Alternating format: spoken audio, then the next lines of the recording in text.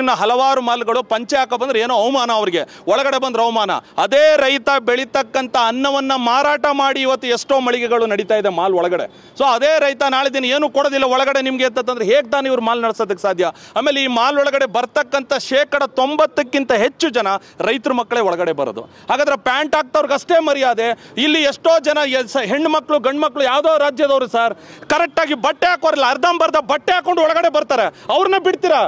ಶಿಸ್ತಾಗಿ ಪಂಚೆ ಹಾಕೊಂಡು ಬರ್ತಕ್ಕಂಥವ್ರು ಒಳಗಡೆ ಬಿಡಲ್ಲ ಅಂತಂದ್ರೆ ಇದೇನ್ರಿ ಸರ್? ಎಲ್ಲೋ ಲಲ್ಲೆ ಹೊಡಿತಾ ಇರ್ತಾರೆ ಸರ್ ಕೂತ್ಕೊಂಡು, ಅಲ್ಲಿ ಹೆಣ್ಮಗಳು ಗಂಡು ಮಕ್ಕಳು ಇಬ್ರು ಸೇರ್ಕೊಂಡು ಲಲ್ಲೆ ಹೊಡಿತಾ ಇರ್ತಾರೆ ಕೂತ್ಕೊಂಡು, ಅರ್ಧಂಬರ್ಧ ಬಟ್ಟೆ ಹಾಫ್ ಚಡ್ಡಿ ಹಾಕೊಂಡು ಅಂಥವ್ರನ್ನ ಬಿಡ್ತಾರೆ, ಪಂಚೆ ಹಾಕೋ ಬಂದವ್ರನ್ನ ಬಿಡಲ್ಲ ಅಂತಂದ್ರೆ ಇದೇನು ಸರ್ ಇದು?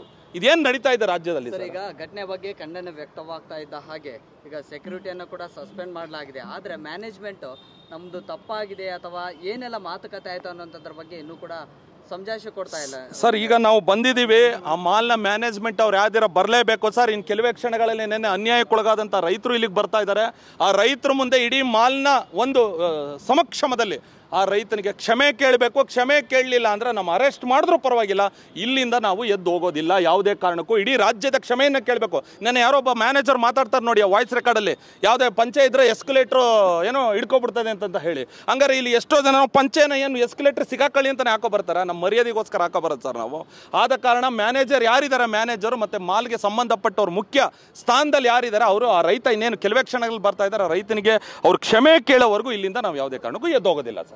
ಇದು ಖಚಿತವಾಗಿ. ಮತ್ತೆ ಮಾಲ್ ಅವರು ಸ್ಪಷ್ಟೀಕರಣ ಕೊಡಬೇಕು, ನಿನ್ನೆ ಆಗಿದ್ದಂತ ಈ ಘಟನೆಗೆ ಕಾರಣ ಏನು, ಯಾರ ಕಾರಣ. ಮೇಲೆ ಇಲ್ಲಿ ಎಲ್ಲಿ ನೋಡಿದ್ರು ಕನ್ನಡದವ್ರಿಗೆ ಅವಕಾಶ ಕೊಡಲ್ಲ ಸರ್ ಸೆಕ್ಯೂರಿಟಿ ಅವರು. ಅವ್ರಿಗೆ ಏನಂದ್ರೆ ಏನು ಅಂತಾನೆ ಗೊತ್ತಿಲ್ಲ. ಅವ್ರನ್ನ ಕರ್ಕೊಬಂದಿದ್ದು ಪದೇ ಒಂದ್ಸತಿ ಮೆಟ್ರೋದಲ್ಲಾಯ್ತು, ಈಗ ಇಲ್ಲಿ ಅವಮಾನ. ಈ ಅವಮಾನವನ್ನು ಸಹಿಸ್ಕೊಳ್ಳೋದಕ್ಕೆ ನಾವು ಯಾರೂ ಸಹಿಸಲ್ಲ. ಇವತ್ತು ನಮ್ಮ ಅಣ್ಣವರ ಅಭಿಮಾನಿಗಳು, ನಮ್ಮ ಯುವ ಕರ್ನಾಟಕ ವೇದಿಕೆ, ಪ್ರತಿಯೊಬ್ಬರು ನಮ್ಮ ಕನ್ನಡಾಭಿಮಾನಿಗಳು ಪ್ರತಿಯೊಬ್ಬರು ಇಲ್ಲಿ ಬಂದಿದ್ದೀವಿ.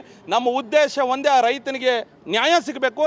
ಇನ್ನು ಮುಂದೆ ರಾಜ್ಯದ ಯಾವುದೇ ಮಾಲ್ಗಳಾಗಿರ್ಬೋದು ಅಥವಾ ಯಾವುದೇ ಮೆಟ್ರೋ ಸ್ಟೇಷನ್ಗಳಾಗಿರ್ಬೋದು ಎಲ್ಲೂ ಸಹ ಯಾರೋ ಪಂಚೆಲೇ ಬರಲಿ ಅಥವಾ ಟವಲಲ್ಲೇ ಬರಲಿ ಅವೆಲ್ಲ ಗೊತ್ತಿಲ್ಲ. ಆತ ಮನುಷ್ಯ ಅನ್ನೋದನ್ನು ದಯವಿಟ್ಟು ಮರಿಬಾರ್ದು.